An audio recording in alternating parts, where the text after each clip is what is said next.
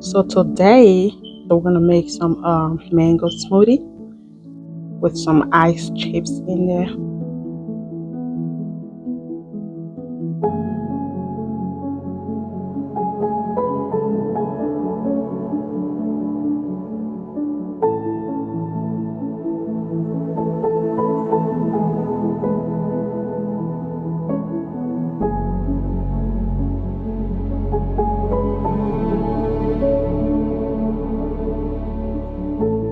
This is our finishing touch, so I'm gonna go ahead and pour our drink into that. Look at that.